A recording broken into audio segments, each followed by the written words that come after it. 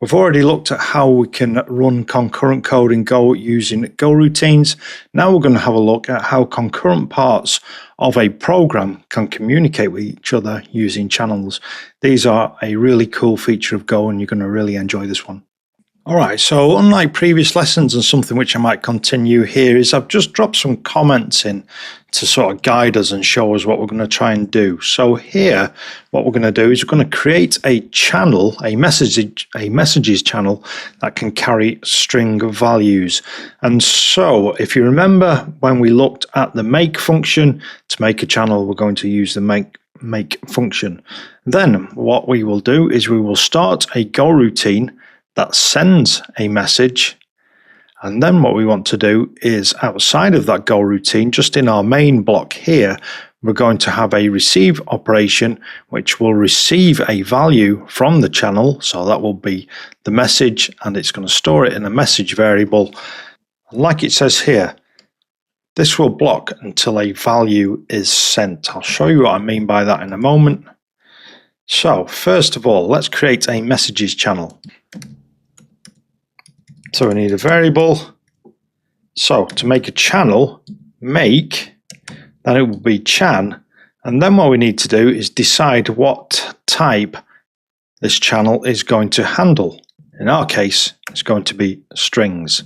So we're going to send messages in string format. Next, start a Go routine that sends a message. So if you remember from the Go routines lesson, check that one out. If you don't, we can use anonymous functions. So to start the Go routine, we use a Go keyword, and then we can actually use an anonymous function, and you'll see that a lot in Go code. Okay, now we want this function to execute straight away, and so that is why we have appended on the parentheses there. That means that the function will be called. Inside of here, I'd actually missed a comment. That should make more sense. So what we want to do here is we want to send hello from a Go routine into the channel. So how do we do this? Well, we want to send it into the channel. So here is our channel, and then it's an arrow pointing at that channel, followed by whatever we want to send into that channel. And in our case, this will be a string hello from a Go routine. So we are sending this into the channel. And then what we want to do is actually retrieve values from the channel. So this happened concurrently inside our Go routine, but outside of our Go routine, in our main function here, which is running concurrently with the Go routine, what we want to do is receive messages from that channel. And the way we can do that is we'll just declare a variable, short declaration syntax, and then to receive from a channel, again, left arrow. And what you'll typically see, the convention you're most likely to see, is the arrow actually touches the name of the channel. So that will work as well as this, but when you're receiving, you'll typically do it like this, and that just lets other developers know, I guess, that you are receiving from a channel in this scenario.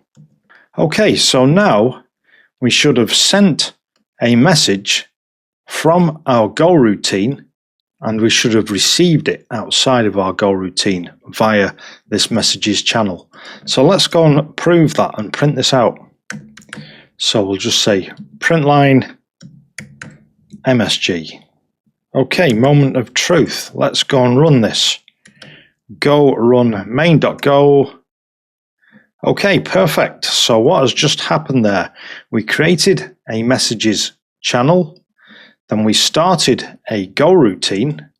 Inside of that Go routine, we sent hello from Go routine into the messages channel, and then outside of the Go routine, we received messages from the messages channel, store them in this message variable, and then we're able to print them out.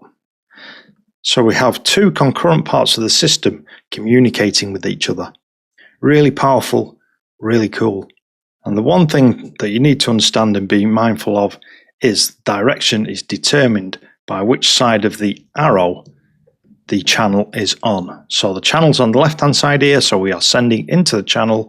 When the channel's on the right-hand side of the arrow, we are receiving from the channel.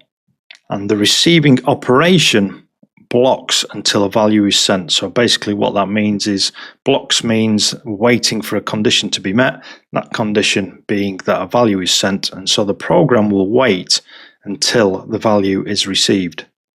So here we're going to have a look at another example which sort of demonstrates that, because by default channels will block until both sides are ready. So this means sending blocks until the receiver is ready and receiving blocks until a sender is ready. So here we've done something similar. We're using integers this time. We've created a channel. This time it's going to carry integers. We are starting a Go routine that sends a value. As it says here, this is going to block until someone is ready to receive. So here we're sending the value 42 into the channel. We're going to print out a message saying value sent.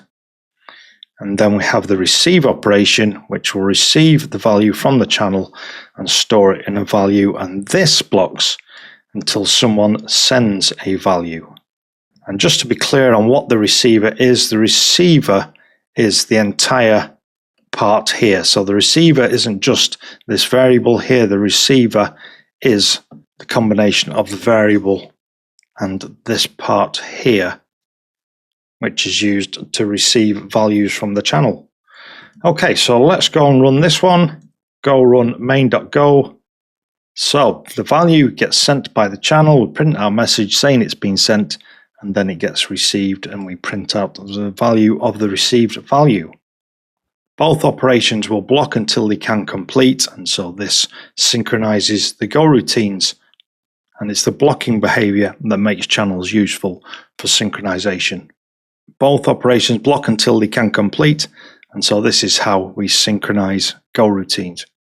Okay, if you feel like you've got a fairly good understanding of that now, then why not have a go at this challenge? So write a program that creates a channel of integers, starts a Go routine that sends a number into the channel, receive the number in main, and then print the received value. So you're pretty much doing what you've just seen me do there, but it's good to get your hands on the keyboard, get a feel for the syntax, make those mistakes with the syntax by typing it yourself, and that's how you get good at just remembering how to quickly spin up these things. Okay, sure you can do this. Pause me now and give that a go.